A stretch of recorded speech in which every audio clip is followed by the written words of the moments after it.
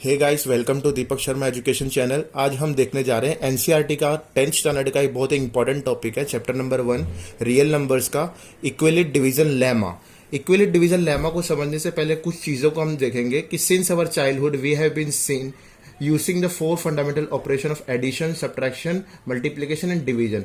हमारे बचपन से हम लोग 4 ऑपरेशंस को बहुत ही यूज करते आ रहे, जैसे कि एडिशन हो गया, सब्ट्रैक्शन हो गया, मल्टीप्लिकेशन हो गया, डिवीजन हो गया।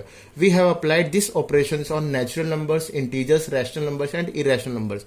इन ऑपरेशंस को हमने किस किस पे अप्लाई किया है? इंटीजर्स पे अप्लाई किया हुआ है, रैशनल नंबर्स पे अप्लाई किया हुआ है और इरेशनल नंबर्स पे अप्लाई किया हुआ है।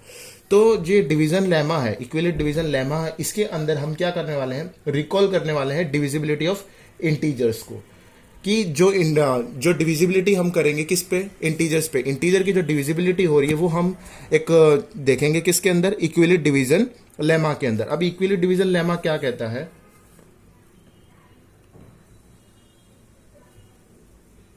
Euclid division lemma tells about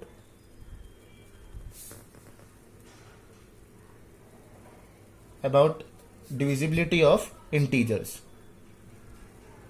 इक्विलिट division lemma क्या बताता है? किसके बारे में बताता है? इंटीजर्स की डिविजिबिलिटी। जो इंटीजर्स हम डिविजिबल करेंगे उसकी डिविजिबिलिटी को कौन बताता है?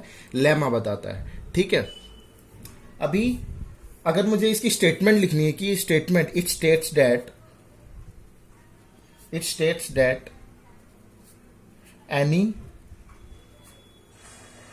any positive integer a can be divided by any other positive integer b in such a way that it leaves a remainder r that is smaller than b। अब ये इसकी स्टेटमेंट है, किसकी? इक्विलिट डिवीजन लेमा की। Statement क्या है? It states that any positive integer a can be divided by any positive integer b in such that it leaves a remainder r that is smaller than b। मतलब एक positive integer को जो कि है a, जब भी हम उसको डिवाइड करेंगे किसी दूसरी पॉजिटिव इंटीजर b के साथ, तो वो एक हमें क्या देगा? एक रिमाइंडर देगा r। वो जो r है, रिमाइंडर है, वो हमेशा किससे छोटा होना चाहिए? b से छोटा होना चाहिए। ठीक है। चलिए, अभी इक्विलिट डिवीजन लेमा को जब हम लोग समझ रहे हैं तो कुछ इसके अंदर बेसिक टर्म्स हैं। उस बेसिक टर्म्स का हम जिक्र करेंगे। सबसे पहले एल्गोरिदम। अभी एल्गोरिदम क्या होता है? N algorithm is a series of well defined steps which it gives a procedure for solving a type of problem। मतलब किसी भी प्रॉब्लम को सॉल्व करने के लिए जो हम लोग मेथड का यूज करते हैं, जैसे एक algorithm is a series of defined steps. जो स्टेप्स हमें लेने पड़ते हैं किसी भी मेथड को सॉल्व करने के लिए, उसको हम लोग क्या बोलेंगे? Algorithm. Which it gives a procedure for solving a type of problem. मतलब ये हमें क्या देता है? स्टेप्स देता है, जिन स्टेप्स का यूज करके हम उस प्रॉब्लम को सॉल्व करते हैं। इस इक्विलिट डिवीजन लेमा के अंदर हम किसका यूज करेंगे? लॉन्ग डिवीजन मेथड का। Long division method.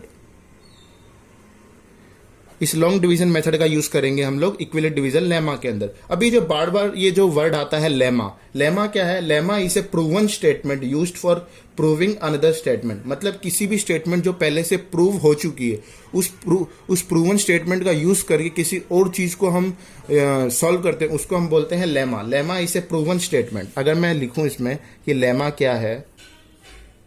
Lemma means it is a proven It is a proven statement used for proving another statement. Lemma means it is a proven statement, जो कि पहले से एक प्रूवन स्टेटमेंट है, उसका use करके हम लोग क्या करेंगे, दूसरे स्टेटमेंट को प्रूव करेंगे, उसको बोलते हैं लेमा. इक्विलेट डिवीजन लेमा को समझने से लिए हम लोग क्या करेंगे, एक क्वेश्चन में ले लेता हूं आपके सामने, उसको उस क्वेश्चन के अंदर मैं इक्विलेट डिवीजन लेमा को अप्लाई करूंगा. तो एक क्वेश्चन ले लेते हैं, use Euclid algorithm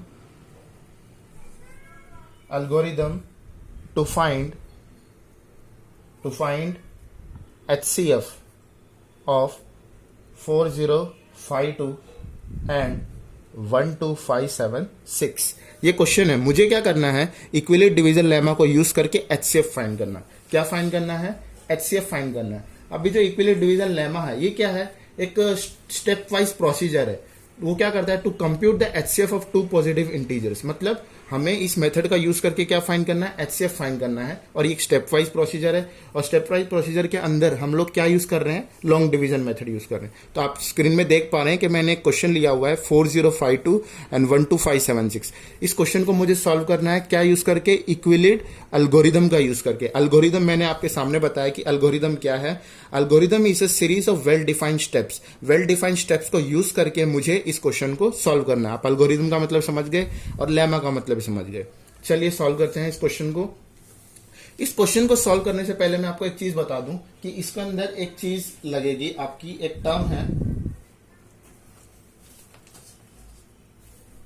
A equals to b q plus r. ये कंसेप्ट मुझे इसके अंदर अप्लाई करना है. अभी इसके अंदर A क्या है, B क्या है, Q क्या है और R क्या है. पहले मैं आपको ये बता दूं, जैसे मान लो मैंने एक एग्जांपल लिया हुआ है आपके सामने, 8 को मैंने डिवाइड कर लिया मान लो 4 के साथ, तो 2 4 जार 8. ये कितना हो गया, 0.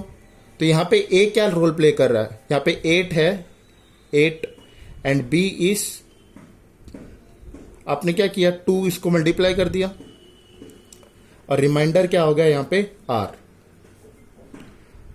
B और Q यहां पे हमारा निकल के आएगा 4. ठीक है. A इक्वल्स टू 8 को आप किससे मल्टीप्लाई, 8 लाने के लिए मैं क्या करूंगा, 2 इंटू 4. ठीक है, तभी हमारा 8 आ जाएगा और रिमाइंडर क्या है यहाँ पे 0. ठीक है. A equals to b q plus r. और इसके अंदर एक चीज हमेशा आपको याद रखनी है, 0 इज ग्रेटर देन और लेस देन B. ये चीज भी आपको पता होनी चाहिए. चलिए इस क्वेश्चन को सॉल्व करते हैं.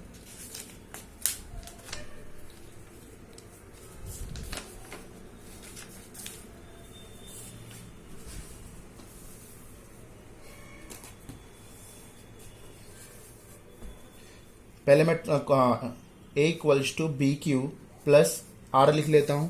ये मेरा मेन, इसी बेस के ऊपर मुझे इस क्वेश्चन को सॉल्व करना है. तो यहां पे मेरा A क्या हो जाएगा, A हो जाएगा मेरा 12576. हमें ये पता होना चाहिए कि इसमें A क्या है.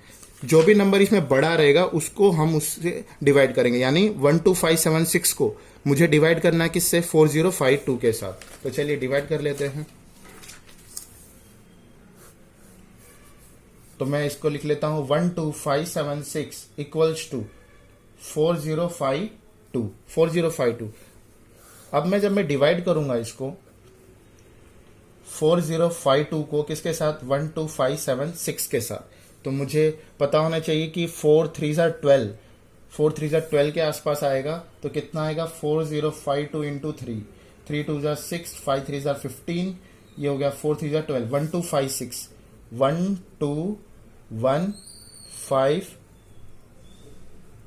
12156. तो 0 2 4 0 0. तो यहां से रिमाइंडर कितना निकल के आया, 420. अब मुझे अब यहां पे मैंने इसको लिख दिया. इसी फॉर्म में अगर मुझे इसको लिखना है तो मैं कैसे लिख सकता हूं, इंटू 3 प्लस 420. क्यों कि यहां पे हमारा क्वेश्चंट क्या है, ये आपका क्वेश्चंट हो गया, ये आपका रिमाइंडर हो गया, ये आपका डिविडेंड हो गया, ये डिवाइजर हो गया. ठीक है. अभी हमने लिखा कैसे इसको, 4052 इंटू 3 प्लस 420. मतलब मैं 4052 को 3 के साथ मल्टीप्लाई करूंगा और 420 के साथ ऐड करूंगा, तब जाके मेरा 12576 आएगा, है ना.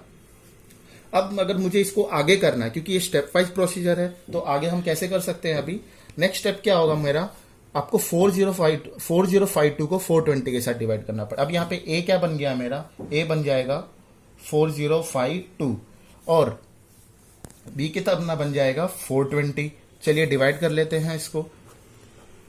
4052 इंटू 420 के साथ अब मैं इसको डिवाइड कर रहा हूं, तो कितना करना पड़ेगा, 420 इंटू 9 के साथ 9 0 9 2 18 9 4 36 37, तो ये कितना निकल के आया 93780। तो 2 ये हो गया 15 7 9 2 1 2 ये हो गया 3 0, कितना हो गया ये 272। अब इसको मुझे लिखना है इसी फॉर्म में, तो मैं कैसे लिखूंगा, इंटू 9 प्लस 272, मतलब 420 इंटू 9 प्लस 272 कितना हो गया 4052। अभी इसके फॉर्म में आ गया।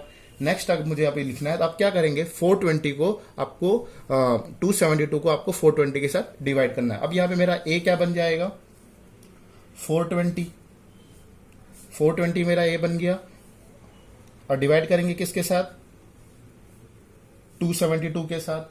272 के साथ अब डिवाइड कर लेते हैं। चलिए 272 इक्वल्स टू 420, तो 1 टाइम होगा ये 272, तो 10 8 11 इतना आ गया 148। अब इस फॉर्म में अगर मुझे लिखना है इसको, तो मैं कैसे लिखूंगा, 421 इंटू 1 प्लस 148। अब आप देख पा रहे हैं a equal to b q plus r. इसमें ए क्या है हमारा, ए क्या है 420, क्यू क्या है हमारा 1, और आर क्या है हमारा रिमाइंडर। ठीक है, क्या है रिमाइंडर। अब नेक्स्ट स्टेप में अगर मुझे इसको करना है, तो ये मेरा क्या होगा, मुझे 148 को 272 के साथ आप क्या करना पड़ेगा, डिवाइड करना पड़ेगा। तो 272 इक्वल्स टू 148 कर लेते हैं। चलिए 148 इक्वल्स टू 272, तो कितना होगा 1 टाइम्स 148, ये कितना होगा 12 4 6 माइनस 4 2, ठीक है, ये कितना हो गया 124। अब इसको लिख लेते हैं 148 इंटू 1, 148 इंटू 1 प्लस 124, कैसे हो गया 141 इंटू 1 प्लस 124, कितना हो गया 272। ये जो चीजें हम कर रहे हैं किसके फॉर्म में कर रहे हैं, a equals to b q plus r के हिसाब से कर रहे हैं। कोई भी नई चीज, हमारा जो इक्विवेलेंट डिवीजन लेमा है वो टोटली किसके ऊपर बेस है, a equals to b q plus r के अंदर। चलिए इसको आगे स्टेप करते हैं। अभी हमने क्या पढ़ा था, एल्गोरिदम। एल्गोरिदम मतलब स्टेप बाय स्टेप करते जा रहा है। आप देख रहे हैं हमें तब तक इसको करते जाना है तब तक रिमाइंडर 0 नहीं आ जाता। किसी टर्म में अगर 0 नहीं आएगा तो मुझे ये पता होना चाहिए कि मेरा जो कहां तक जाना चाहिए। जब भी मैं किसी पॉजिटिव इंटीजर ए को डिवाइड कर रहा था, यहाँ पे देखिए किसी पॉजिटिव इंटीजर ए को डिवाइड कर रहा था, किसके साथ, बी के साथ, रिमाइंडर आर आना चाहिए, पर मेरा क्या होना चाहिए, बी से आर जो है वो मेरा छोटा होना चाहिए, वहां मुझे रुक जाना है। अभी नेक्स्ट अगर हम लोग करेंगे तो कैसे कर सकते हैं, यहाँ पे मेरा ए क्या बन गया 148, इसको मैं कर सकता हूं 148, तो ये 124 हो गया।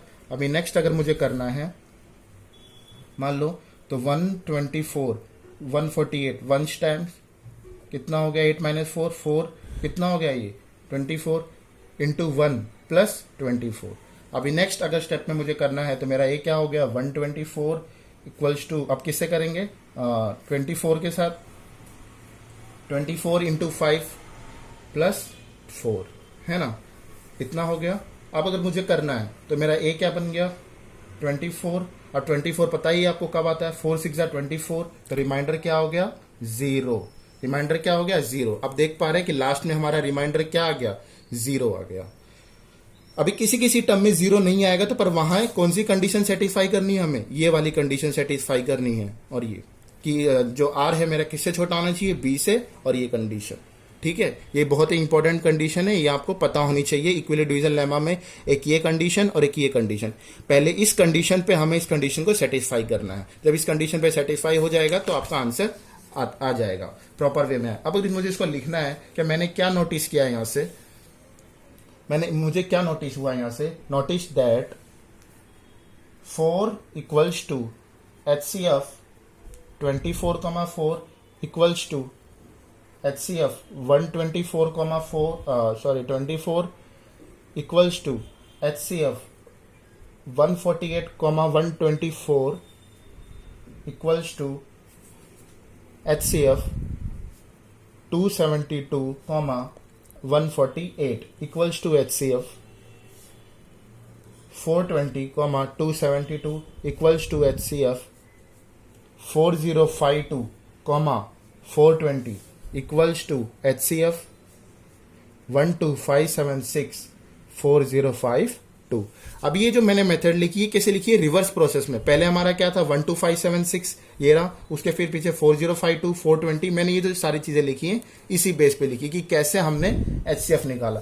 तो आपने आज क्या सीखा इसके अंदर, हमने आज इस टॉपिक के अंदर इक्विलिब्रियम डिवीजन लेमा को समझा कि लेमा क्या होता है और एल्गोरिदम क्या होता है, कैसे हमने जो बचपन के अंदर कैसे पॉजिटिव इंटीजर्स और नेगेटिव इंटीजर्स को हमने पढ़ रखा है, रैशनल नंबर्स को पढ़ रखा है, इरैशनल नंबर्स को पढ़ रखा है, वही कंसेप्ट को हमें यूज करके ये इक्विलिब्रियम डिवीजन लेमा को सॉल्व करना है। पर इक्विलिब्रियम डिवीजन लेमा को समझने के लिए हमें बेसिक टर्म्स पता होने चाहिए, कंडीशन पता होनी चाहिए। कौन सी कंडीशन, A = BQ + R, और इस कंडीशन सेटिस्फाई करना है हमें इस कंडीशन को।